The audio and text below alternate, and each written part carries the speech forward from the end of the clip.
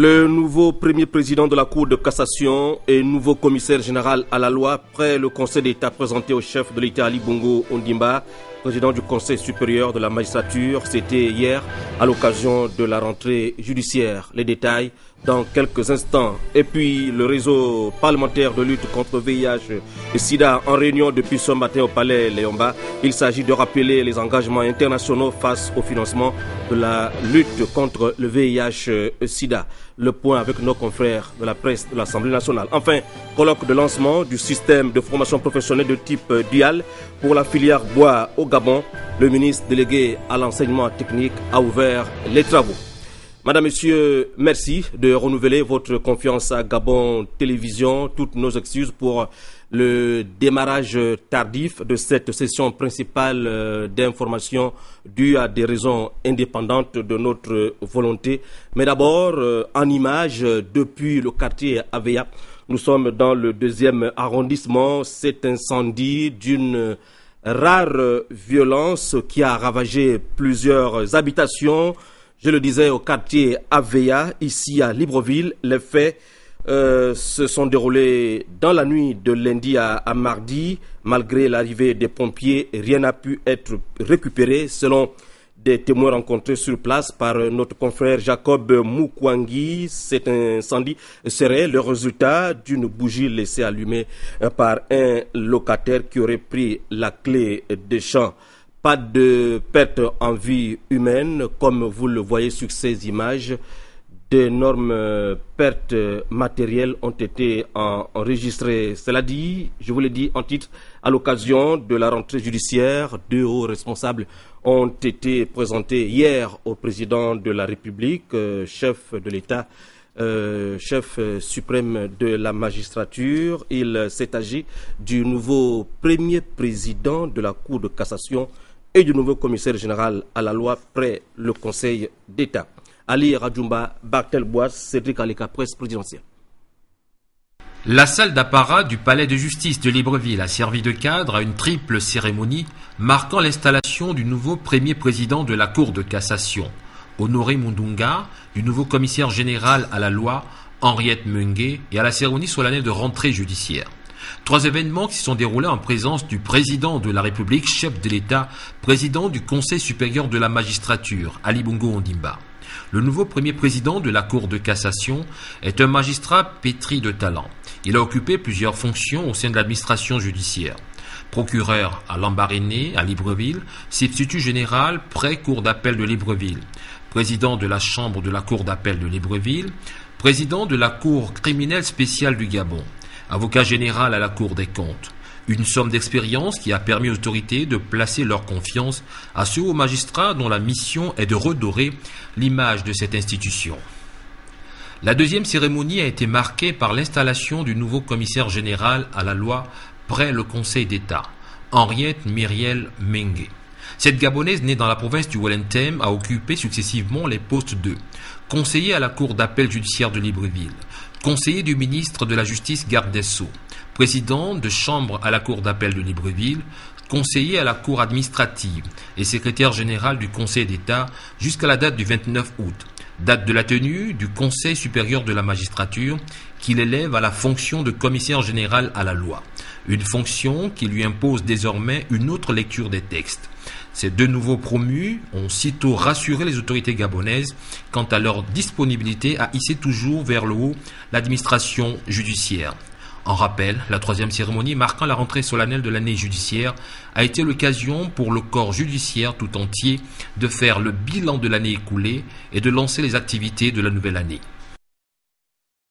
Et voilà donc le président de la République, chef de l'État, son Excellence Ali Bongo Ondimba, président du Conseil supérieur de la magistrature, je rappelle, présidé hier la rentrée judiciaire au tribunal de première instance de Libreville. Vous le savez, le président de la commission de la CEMAC, la Communauté économique et monétaire d'Afrique centrale, était en visite dans notre pays. Parmi les temps forts de ce séjour librevillois, cette rencontre est effectuée au siège de la CAC, ici même à Libreville, il était question d'harmoniser les points de vue en prélude à la mise en place du processus d'intégration sous-régionale. Ivo Yono. En visite dans notre pays, son Excellence Pierre Moussa, le président de la commission de la CEMAC, a mis ce séjour à profit pour aller non seulement visiter le siège de la CEMAC, mais aussi pour aller fixer les bases du processus d'harmonisation que les instances CEMAC et CAC comptent mettre en place en vue de la dynamisation de l'intégration sous-régionale. J'ai travaillé en l'absence du président Ali Bongo, j'ai travaillé avec le président du Conseil des ministres, le ministre de l'économie, M. Oyoubi. On a fait le tour d'horizon, on a essayé d'avoir un premier examen des dossiers et je reviendrai prochainement pour rencontrer le président lui-même qui était en mission. En présence de leurs proches collaborateurs, les responsables de la CEMAC et de la CAC ont longuement échangé sur les moyens à mettre en place en vue de l'aboutissement de l'épineux dossier de l'intégration sous-régionale. Pour relancer véritablement l'intégration au niveau de la CEMAC, tout en constatant que des acquis importants existent, que pour relancer à l'étape actuelle l'intégration au niveau de la CEMAC, il y a, je crois, deux piliers très forts sur lesquels il faut reposer l'action. Premièrement, c'est la volonté politique des États qui doivent s'asseoir sur l'esprit de micronationalisme et avancer résolument vers l'intégration économique. Cette rencontre aura permis aux deux parties non seulement de mieux se connaître, mais aussi de s'entendre sur le calendrier de travail et les prochaines rencontres à venir. Ce communiqué pour la suite de cette session d'information, le contre-amiral, chef d'État de la Marine nationale, invite les candidats ayant participé au concours pour le recrutement des scientifiques, techniciens et pour les spécialités ouvrières à venir consulter les listes des admis à l'état-major de la Marine nationale, CISE, face au Collège Bessieux et à la base de soutien logistique située à Baraka tous les jours du 2 octobre 2012 à partir de ce mardi jusqu'au 5 octobre de l'année en cours en vue de remplir les formalités relatives à leur incorporation au sein de la Marine nationale. Nous y reviendrons avant la fin de cette session d'information.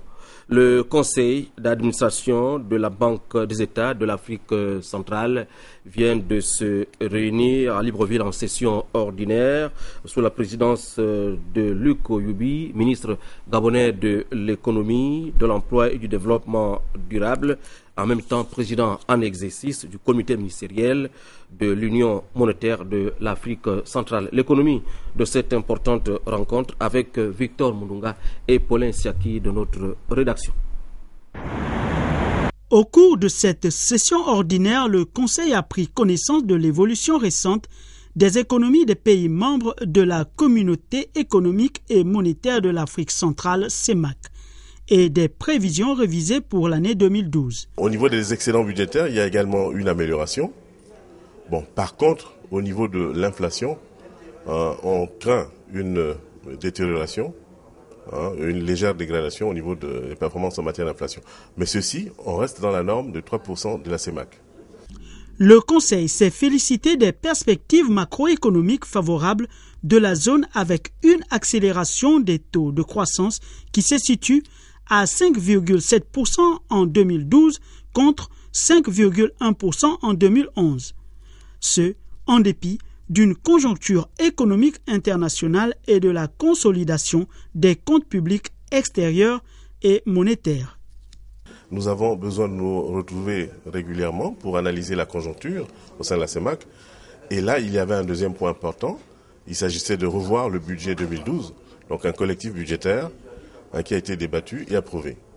Donc ce sont les deux principaux points. Il y a eu des petits points en annexe, notamment au niveau de la désignation ou de la prorogation le mandat d'un commissaire aux comptes.